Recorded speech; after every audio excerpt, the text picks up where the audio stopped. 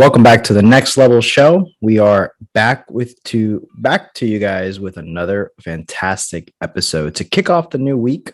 I kind of almost choked on a grain of rice right there at the intro, so I do apologize there. We just it's been a busy day for both of us. We've been nonstop. Mike a little bit more busy, a little bit more volume, but overall it's a busy day. Fitting in meals when we can, and this is going to be a good episode to discuss what the topic at hand is. As you can see in the title, having structure gives you more time, and I think it's going to be important. We're going to break it down, kind of why this topic came to mind. What's the thought process, stuff that you can do to apply to your daily life that could potentially help. And that's all what this podcast is going to be about. Quick little intro for people that don't know, we are on YouTube. So go ahead and check that out if you guys like watching podcasts or just content creators on video form. But if you prefer to listen, still obviously continue to do so. I would still ask if you guys could please do us a solid and just go ahead and subscribe, like the video, just because it helps us grow the channel and the awareness. If you are listening to other platforms, go ahead and, at any given point, we always encourage screenshots, tag us on social media platforms and on, preferably Instagram, because that's where we hang out the most. Tag us so we can say thank you and also share it on our personal stories. All right. IG handles are at the bottom. My personal account is at John Alva Fitness. Gabe is at Prime and Glory. Mike is at Mike Nellis PT. You can check all those out, as well as the Next Level Show at the Next Level Show. Pretty straightforward. Mike, why are you so handsome? Jonathan. I don't know. I just kind of wake up and I didn't shave my head today. And then I put stuff in my beard and I combed it, and then that was it.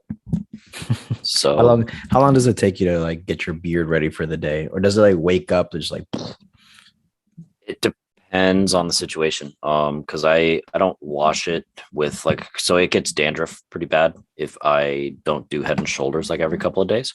Mm-hmm. But on those days, it gets super poofy. So I have to, get it back under control. Mm-hmm.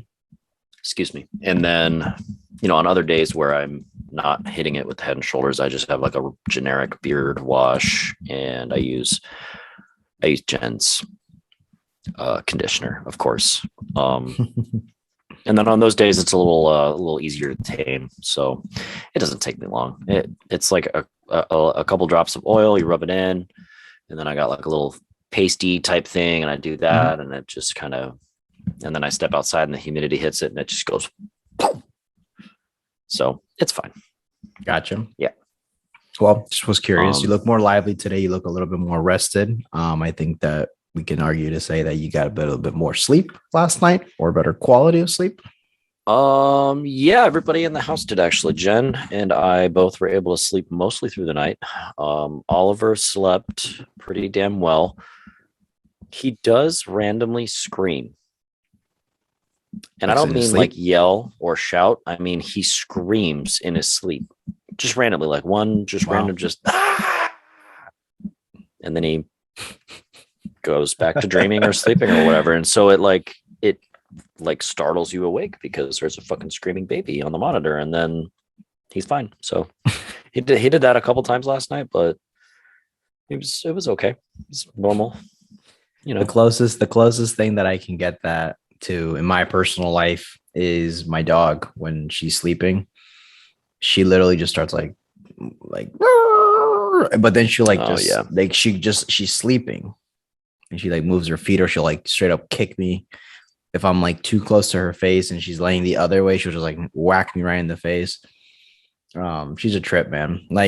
I've noticed the last couple of nights sleeping with her, I start on one side of the bed, and then I do the thing where I move to the other side of the bed around her, because she has a whole other side of the bed, but she gets right up close to me, and I can feel her adjust herself and put her head on my leg or whatever. And it's cute. I wouldn't trade her for the world. It's just sometimes I'm dude, I literally look over my shoulder and I see that the whole bed is open and she's just right there. And it's just funny how dogs are. I don't know. Some dogs, my sister's dog, when I've had to babysit him, he kind of hang out more in the corner of the bed and kind of do its thing.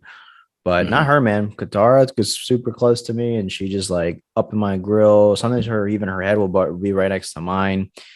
Something that I said I would never do with her because of her shedding, but I just bought sheets that are good for against hair like that, and I just adjusted. And I have a specific super cool roller that keeps my bed clean. So there's that.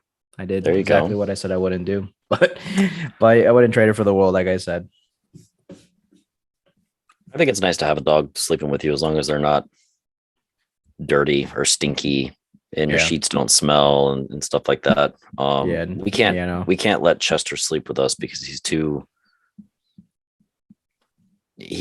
like he'll like smother you, like Mm, lay on you and get all up in your shit. He won't just mm-hmm, like mm-hmm. lay down over there. Like he'll get in between your legs and I'll literally wake up like completely drenched in sweat. Um, Yeah. it's just too much, you know? Yeah, yeah. She can be a little annoying at times. That's why sometimes I literally have to nudge her ass over. Like I will literally push her over to the side. I'm like, this is ridiculous. But for the most part, we have a good flow down where I can actually sleep. The beginning when I started, it was like kind of annoying because she would just be moving all night, just kind of walking around, like adjusting herself, and then not lay down. I don't know. People have like people that have dogs that your dog does this, but they just completely just fall. Like they don't just lay down nice and slow, just drop their whole weight. And sometimes they just hit you as a result. Like, and it's like it doesn't hurt, it just it makes you up. So I'm like, I'm waking up multiple times throughout the night just because they're moving. So we got a good rhythm now. She's been doing good. Sometimes she'll sleep on her bed that's on the floor, but it is what it is, man. Dog problems, but keeps me company. Anywho, do you have anything else before any announcements? Anything we should let the listeners know of before we get into today's topic? um, no, not really. I mean, I have a this was pretty cool today. I told you about this before we started. I had a client tell me today that he was able to put his shoe on his right foot, which he has some Mm-hmm. hip problems going on, Mm-hmm. which we're working on. And he was able to put his shoe on his right foot today with ease for the first time in like however many years or decades, however long it's been. I don't remember when his hip problems started, but it's been a long fucking time. Mm-hmm. And normally it was like this big ordeal. And now he's able to just bring his foot up onto his ankle up onto his knee and he just puts it right on. No problem. He doesn't have to pick it up anymore. He can just do it with the muscles of his leg instead of actually reaching down and grabbing his foot and putting it on his knee. So, Mm-hmm. I always like hearing that kind of stuff. You know, somebody has shoulder pain or hip pain or whatever, or they can't do this thing around their house, and all of a sudden they can Yeah. with just some relatively basic things. And it's like those little non-scale victories, like the post that you made the other day, that those end up meaning so much more than any amount of weight loss. Like he's happier than a pig in shit just because he can put a shoe on. He hasn't lost any weight, but it doesn't fucking matter to him at that moment. So it's cool. Yeah. No, I think that people completely underestimate. Is it underestimate? Yeah, I think it's Yeah. underestimating when something like it's as simple as being able to put your shoes on, be able to get out of the car without any problems. You would have like to close the trunk that's like above your head. For a lot of people that are in really critical conditions and lose those things, gaining those things mean the world to them because then they're able to handle life, you know, being able to get up and off the ground without needing someone else to help you is a very powerful thing. That's why when I was working with like people that were more in advanced age, the biggest things that we would focus on is getting up and off the floor. I had a client that she was super stiff, and I just teaching her, she couldn't at the beginning. I always would have to help her. This is a while back. I think Siv was her name, and I miss her. She like had to move to like another part of like another town or something, but when we were working together, we got her to the point that she can get up and off the ground. Hopefully, she's still applying what we did, even the most basic. But she's awesome. She was able to do that. I know how much it means to her, so I know that those things are important. I think that weight loss is obviously very important. Being at a healthier weight, we know that most people don't really want to put themselves to a point where they have this ridiculously amazing physique with everything. It's nice to aspire to or look at, but not everyone's going to want to do that forever. So There's going to be other things that are outside of just looks or weight loss, number on the scale. It's just functionality as a human being. We're designed to move. So that's pretty badass, dude. Hell yeah. Yeah. And it's kind of funny too, because I somehow became, well, I don't, it's not somehow became, it's almost like I went out and got a certification for senior fitness, and people found out and are actually giving me like senior fitness clients now. So, Mm-hmm. but it's funny because literally anybody that walks through the door and signs up for a membership, if they have any hip, knee, shoulder, elbow, anything going on, spine, whatever, Mm-hmm. anybody that's going to try and get them to sign up for a kickoff or be interested in training, they immediately talk about me. So I've gotten, I think, like 4 or 5 clients, like good quality, high paying clients this month from other people that are like just being like, okay, well, oh, your hip hurts. We've got a guy for that. Here's Mike.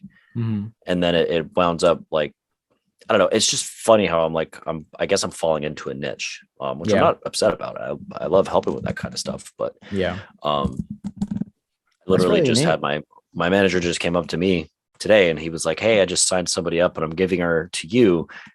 And immediately in my head, I was like, okay, like what's messed up about her? Because I already know like what you're doing here. Yeah. No, I think that's a But very powerful position to be in as a trainer.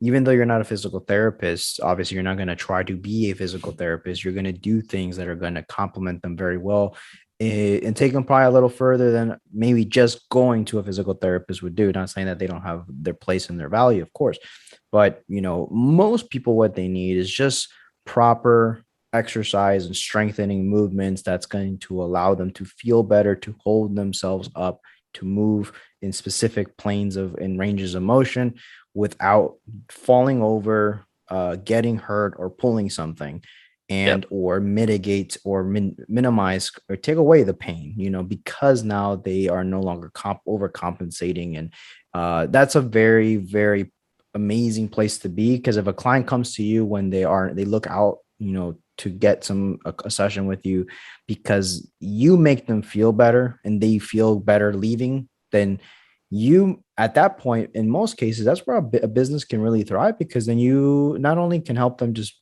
with their whatever other goals they may have, but just feeling better in general is like something, a feeling that someone will always remember. Like, oh, like I know a guy that will have you feeling amazing. Go see them. And that's very powerful. A lot of people are with some type of chronic pain. It's lack of multiple things, but yeah, if you're that known for that, dude, that's a really powerful tool in your arsenal. So absolutely. it really is. And it's funny because all of those people, when we talk about, why are you here? What's your goals? What are you trying to Mm-hmm. accomplish? 95% of the time it's weight loss. And then you dig a little bit deeper and it's like, okay, well, I want to lose weight because I figure it'll help my hips or help my knees. And it's like, well, yes, but there's stuff that we can do about that right now. Mm-hmm. And that's like, and then I don't know. I think it's a cool position to be in because a physical therapist is a physical therapist, where a personal trainer, I can spend so much time on working on your shoulders or your hips or whatever. And then we still have all of this time left over where we can hit the rest of your body. We can still give you nutritional advice and give Mm-hmm. you direction and provide you programming for the other 2 days. And you kind of get the best of all the worlds, basically. Cause I was going to say both worlds, but it's a little more than just two, but, um, and I think I don't know, it's a lot of fun trying, Yeah. figure out how you can help people and get them moving better. It's like a little, like a puzzle, basically. So, Yeah. Absolutely. I know some other people that are in the space sometimes knock it, that, you know, we don't, it's not our place to do so. And obviously, like, know your strengths and know your weaknesses. Obviously, I think delegating oh certain yeah, problems to people is normal. But in, like we talked about, it's in most cases, a lot of people's like lack of movement or lack of proper movement. If you can teach them how to do hmm exercises safely, you're more than safe. So yeah, it's yeah. just I don't, and yeah, I would like to add to that. Just say that I don't do like what a physical therapist does. yeah. There are some things that I have taken from basically like physical therapist YouTube videos that I have found to help, but it's all within my comfort zone. I don't ever Correct. do things where I'm like, oh, let's let's try this and see how it feels. And then you just start fucking cranking on them or something. Like, no, it's all Yeah. stuff that's like, it's pretty entry level shit. And Mhm. it's something I understand why it's happening the way it's happening. There's definitely Mhm. times where I'm like, I don't know what's going on with that. You should probably go get that checked out, or like go see a fucking chiropractor, or go get an MRI or something, because I have Yeah. no idea what's going on. And I'm like 100% transparent with that kind of stuff, where I'm like, I'm not a physical therapist. We can try some stuff. It will probably help, but I can't guarantee anything. And then we also can't call it physical therapy. I'm just trying to get you Mhm. moving right, so that we have Yeah. more access to, more exciting exercises, basically. So I think it's just like it's just knocking the trainers too that take it to the other extreme. That ones that like, well, we have no say in that realm or like to help someone with pain. Then the other side of the spectrum is like, I will take away your pain. Like if we just balance on this shit, and it's like slow your roll. Not everyone needs that. There's a time and place for everything, of course. And like we say, we work in our strengths where we're comfortable, and the stuff that we don't know, feel okay to just delegate and or say, I don't know, I can figure this yeah, out for you, or recommend you to someone that can look a little further. And I think that's going to be super helpful, because at the end of the day, that's why I don't ever stress over losing a client or recommending someone that might be a better fit, because I think there's more than enough people to help, and not enough professionals that are passionate, willing to coach and help people in the right way. So, yeah, that's just a little shout out to everyone, that's all the trainers that are on the front lines doing their thing, helping people for the right reasons, and connecting with the other expertise that are in the fields and different spectrums. But yeah, let's dive into it, shall we? It's gonna be a quick episode for our listeners. This is just something that I think came to mind that I know will be helpful, maybe in a little reminder for some of you that maybe know this stuff. But we were talking about off air as well, just how having structure can give you more time, essentially. And I think it's important to note that I was talking to someone, and this happens occasionally. We'll talk to someone. I think we live in a time where everyone wants to kind of have that freedom, right? Everyone wants to have time freedom, financial freedom, and the term freedom gets thrown around a lot. And I get the reasons why. Of course, I think we all work our asses off to enjoy those things, to have maybe not have to work so hard and down the road, or whatever. And I think there's something important to note, though, because I think a lot of people skip ahead to all the benefits that come with this. But real, people think that just because you have freedom is because you just do whatever you want whenever you want all the time. And I think that's actually not the case with people. I know it's very common in our space when we talk about online coaches, right? They think that, yeah, like the way it's marketed to coaches to buy into other services to help them make quote unquote a lot of money, they'll take pictures that you'll be at the beach, like, on your laptop, and you're in the Bahamas sipping a margarita while you're apparently coaching people. And that's not realistic. Like, sure, like you can gain certain perks with certain careers or certain points of your life, but if you still have to have structure to manage that. And I think that's very important to say that also with having more structure, which may be deemed from the outside as like, this guy's like has no fun. He takes his life way too serious. But on the contrary, by having structure and kind of a plan of action, throughout your day, throughout your weeks, throughout your months, and have some objective that you're trying to do, you actually can give yourself more time either to do these things, to accomplish these things, and still enjoy your life. Because, I don't think we're just meant to be roaming around freely, like with no structure. I think a lot of people end up doing just stupid shit and maybe go down a path that they don't need to go down because they just have way too much time, or have zero plan. Like that's why a lot of people, that it's not about the money that people strive for, it's the process of getting to that, maybe that place financially. It's not about being in the gym all the time. It's not about just being stuck to the gym. You want to be getting in shape, feeling better, so you can also do other things that you enjoy, like outside of that. But you still need to have some structured discipline to go work out, make sure you're doing all those things. And that's going to give you maybe that desired outcome of being able to travel, enjoy your trip, or I don't know, do stuff. But go ahead, Mike. I don't know if you had something that came to mind that talking about this. Yeah, well, I mean, I was when you said something about the, not having any direction or not any structure, retired people came to mind, where you have, 20, 30, 40 years at a job and a routine, and you wake up and do this, and then you go to work, and then you come home, you do this, and then you go to bed. You lose the job, you lose the structure, and then all of a sudden you're sleeping in, you don't really know what you're doing anymore. You watch TV all day. It kind of like falls apart, and then you find that you're more depressed, you're less active, so on and so forth. So, that may be a little bit of an extreme, and sure, you could argue that, somebody that's retired it's a real thing with people.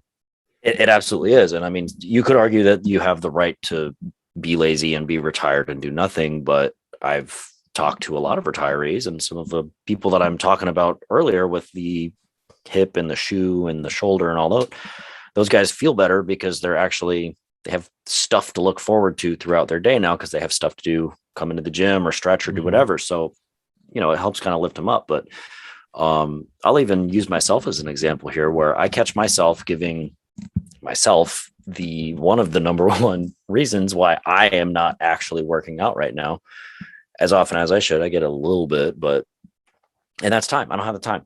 And it's super easy for me to justify that because I'm literally like working all day, and then I run home to podcasts, or I run home to let the dog out or eat or nap, or all four of those.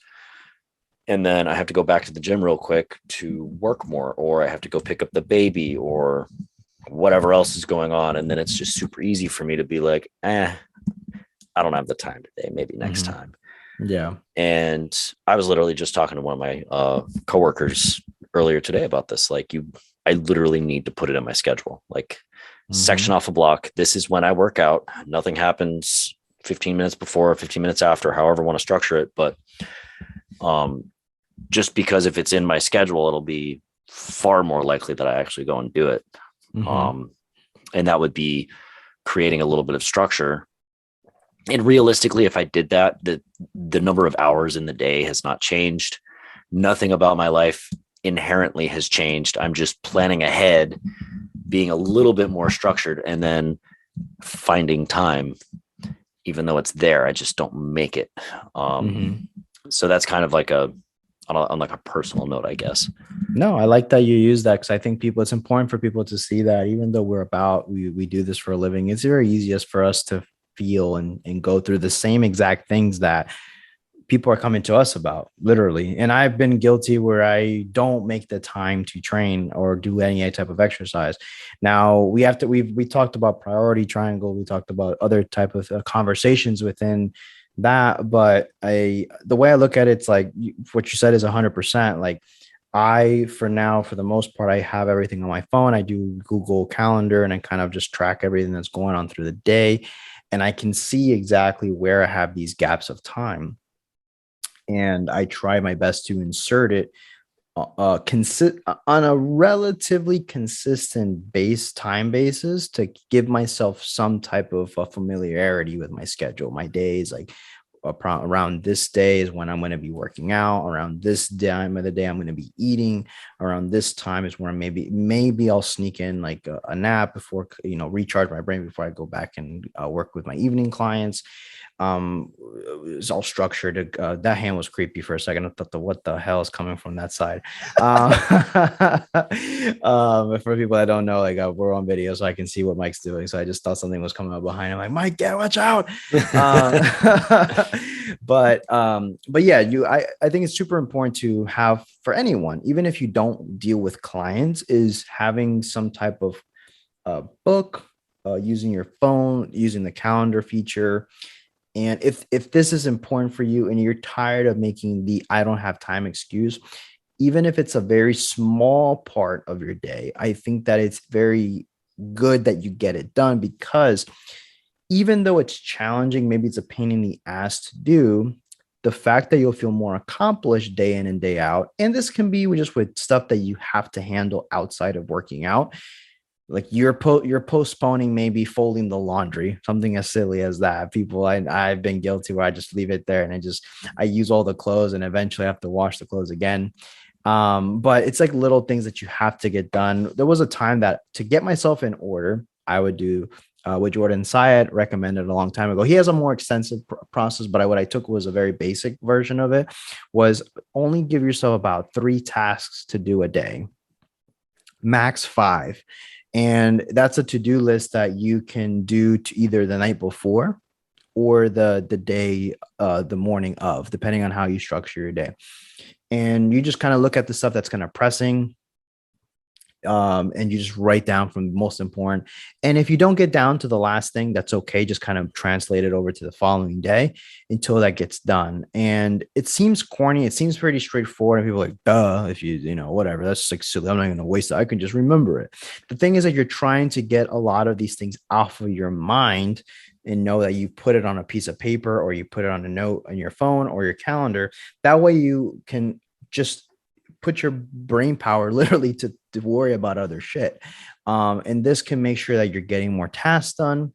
And you'll find that you have a lot more, you'll actually find that you have a lot more time that you have down than anything. And you can actually squeeze in a lot of these things, which at the end of the week, man, there's something about a human being that we're driven by accomplishments overall and being fulfilled with getting stuff done. There's a feeling about you being tired from doing nothing, and there's a being of being tired because you were so productive. It's whether it's taking care of your family, getting some stuff that you've been putting off at the house, getting your workout in that you weren't kind of feeling that day, but you did it anyways, and you're like, you're really glad I got that sweat going, whatever.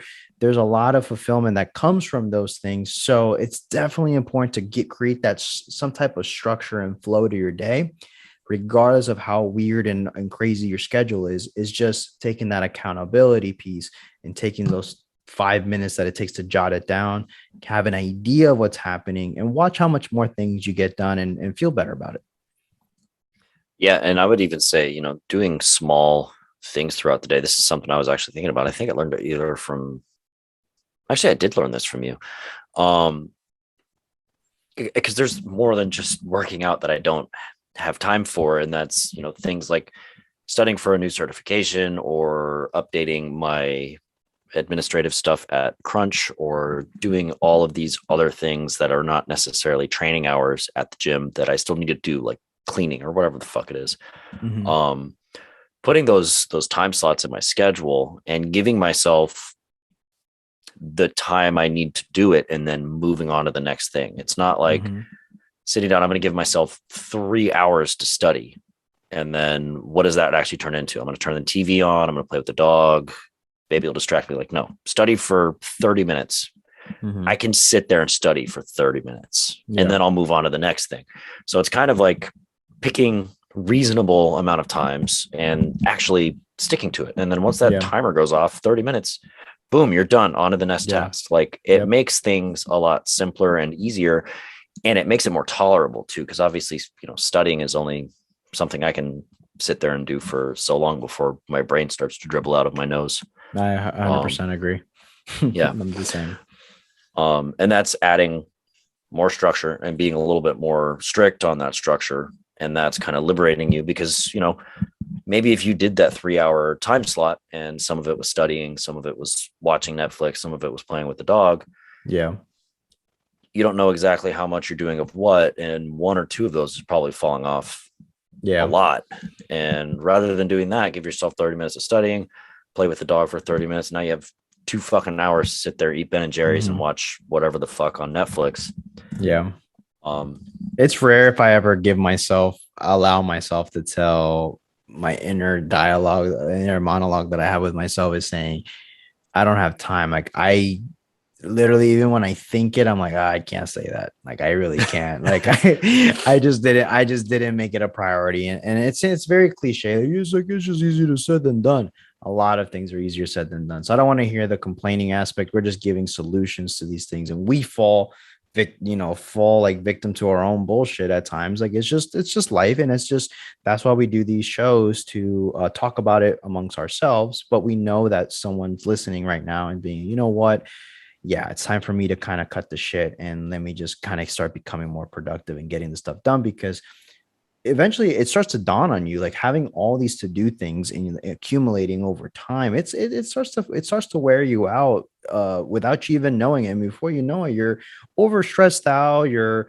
freaking out about deadlines, you're maybe like, damn, like it's been this long and I said I was going to do this and it never happened, or my new year's resolutions is already 2022 and like I never got to the gym. And it's like, we treat a lot of things just when we do this, and we give it some type of value and priority, and just boom, boom, plug them into your day, into your week, and get it done. And honestly, you'll thank yourself for doing so. The kind of the last point that we wanted to kind of transition over is outside of just physical tasks and working out and everything, is going to be structured eating, or having a plan with your eating actually allows you to enjoy food more. And I'm going to say that again: having structured eating, or having a routine, or preparing ahead, is going to allow you to enjoy your food more, not less. Because people have this misconception. It's like, oh, you're just like, you're obsessive and like you track everything and you're thinking all you think about is food, blah, blah, blah. It's like, well, for most people, food is very important. That's why we have a food problem in this country. Like we overall in a lot of wealthy countries, we eat too much because food is very available, and it's something that people enjoy. So yeah, food is very important, and a lot of us do think about food a lot. Foodies is the proper term, right? For nowadays, is our modern culture is foodies. But no, on a serious note, like having, tracking your nutrition is something that we preach a lot on this show, and I think that everyone can take tremendous value. If you have a bad relationship with food, obviously you should be working towards to improving that bad relationship, making it a good relationship, and over time being able to apply these principles as well. I think there's a tremendous value in cooking food ahead of time. And this is gonna just to make the point on tracking real quick before I hand it over to Mike, is when you're tracking, guys, this is why the whole flexible dieting kicked off and like I think blew the fuck up like in back a couple of years ago. And for people that don't know, flexible dieting means when people started tracking, and I think it went kind of like to a silly side too, like everything, but people like were able to break the fad of just eating very bland, boring diets and meal plans. They understood tracking. They were able to incorporate foods that they also liked that were not quote unquote healthy, and still see results. And I think to an extent I still practice this, I just don't call it that. It's just I know what roughly my daily intakes are supposed to be at on a ballpark range, and I can make substitutions with stuff that maybe I'm feeling more this. I don't feel like having chicken breast today, I'm going to have chicken thighs, or I'm going to have a pork loin. Or if I don't want to have, I want to save some of that rice that I had, I'm going to enjoy a cookie or something, or a little bit of ice cream. Like there's things that where you can make substitutions. But if you're tracking and you care about your goals and not want to have a negative association, once you understand these things and have that structure where maybe people will deem as obsessive, you're actually going to look forward to eating. I never mind dieting, even if I'm going in a deficit or if I'm going in a surplus. I never look at food like, oh, what a drag, I gotta eat this food. I always like enjoy what I eat because I pick and choose. I understand what it is, how much it is, and all this, and I navigate my life accordingly. And that's why I'm able to stay in overall pretty good shape year round without being obsessive, which people will still deem like, oh, like you just care about your abs, and oh, is that fit in your diet? Is that part of your diet? I'm like, yes, fucking Karen, it is part of my diet. Like because I'm just eating. So thank you very much. Let me just eat this cookie in front of your face and keep living my life. But go ahead, Mike. I know you might have some stuff there. That's well, no, that's just on that topic. That's funny because my mom used to, when I was still living with my parents, back when I was like starting off with you or in the beginning stages of training with you, she would always be like cooking dinner or whatever and be like, does this fit your diet? And I'm like, Mom, it's not a diet. God, like, come on. Which is funny now because I'm training her, and that's what I talk to her about, is not thinking about it as a diet, because diets start and they eventually end. It's just your diet, the way you eat. But it is liberating, because once you I mean, we're also approaching this from a concept of like, we're assuming you give a shit about your food and you have some sort of goal that you're trying to reach for. Mhm. But once you are consistently tracking and realize that, you know, at the end of the day, if you're eating more holistic natural foods than not, every once in a while, if you have some ice cream or something like that, you can just take those carbohydrates, those grams of fats from somewhere else throughout the day. And then are you not really going to feel that great the next day? Maybe, yeah, possibly, but it's not going to affect your results very much because the calories are the same, the carbohydrates are the same, the fats are Mhm. the same. It's just slightly different from what you're usually doing. So there is a little bit of freedom that comes with that, where you don't have to be so strict all the time. Once you realize you can make these substitutions and then just alter the day before, the day after, the day of, Mhm. and it becomes a lot more liberating. So then that opens you up to, not dreading the holidays, that it's right around the corner. I mean, everybody's like, Mhm. how am I going to survive Thanksgiving and Christmas? Like, it's 2 meals out of the year. Like, you're not going to eat that much. Mhm. It's not going to be that bad.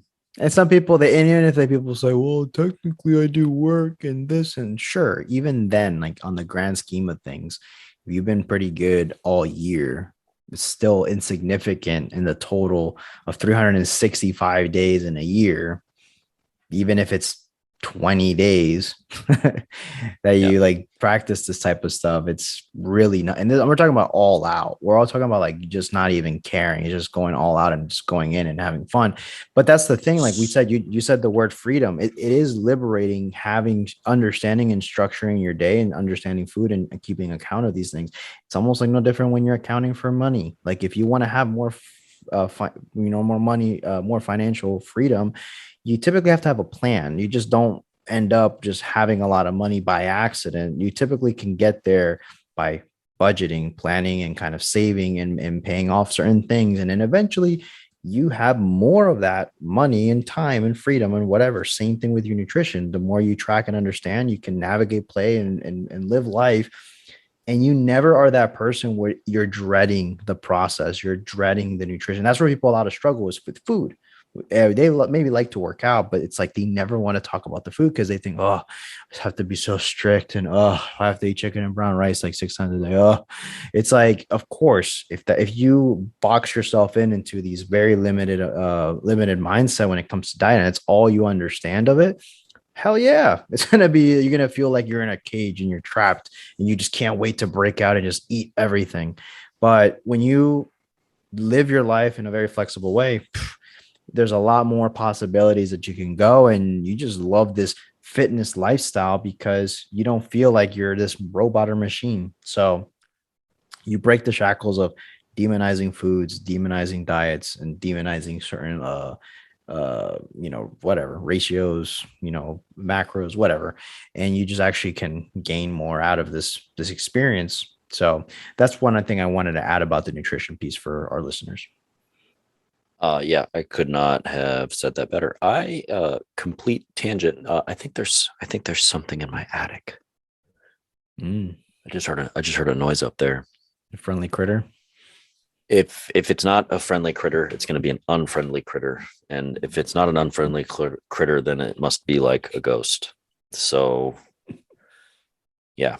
Um Yeah, I mean, any other points that you want to add there, Mike? I think that's just kind of no. just to give our listeners that, gain more, having structure actually gives you more freedom, and it's not the opposite. A lot of people feel that if you do that, you're not going to be able to enjoy your life as much. I beg to differ, man. I don't ever feel as nowhere near as happy and as content and fulfilled than when I have goals and plans and I have control over certain things, because I get to enjoy more of the fun stuff. I feel when things are getting handled. How am I going to go out and enjoy myself on a weekend when I feel like I've slacked off all fucking week anyways, and I'm going to go and have celebrate what, like what am I gonna go enjoy? Like I gotta go get stuff done now, like for sure. But if I handle things and you're getting stuff done and you're eating well, you're working out, life just gets better, man. It doesn't get worse. Trust me. We good? We Yeah. good? We good? Cool. Do you Hit go us ahead? with something. Okay.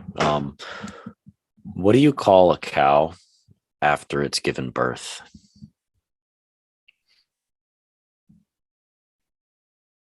Mama cow. Well, you could call it mama cow for sure. I would call it decaffeinated. Oh wow. Yeah. Oh wow. It's You got not me that there. great of a joke, but I it think works. I think Gabe would have got it first try. Oh yeah, he wouldn't. There would have been like a nanosecond in between me ending the question. Who'd have been like decaffeinated? I think is It's a that big when I deal. become a father, then that part of my brain will be triggered and I'll Yeah, have like that it's like it sense. unlocks. Yeah, Yeah, like women talk about a sixth sense. Like that's our sixth sense is just getting these obvious jokes. So yeah. I think that's our power. All right. Well, listeners, if you guys like this information, I'm glad you guys were able to check this out. And hopefully you guys got tremendous value. Share this with someone that may need to add some more structure, that they may be wandering lost, stressing over diets, not having enough time to do things that they want and love. So this is at the point of this episode. So go ahead and check us out on social media. We're at Instagram, like I said, at the Next Level Show. My personal account is at John Alva Fitness. Gabe, he's at Prime and Glory. Mr. Mike is at Mike Nillis PT. And until you already know, the next one.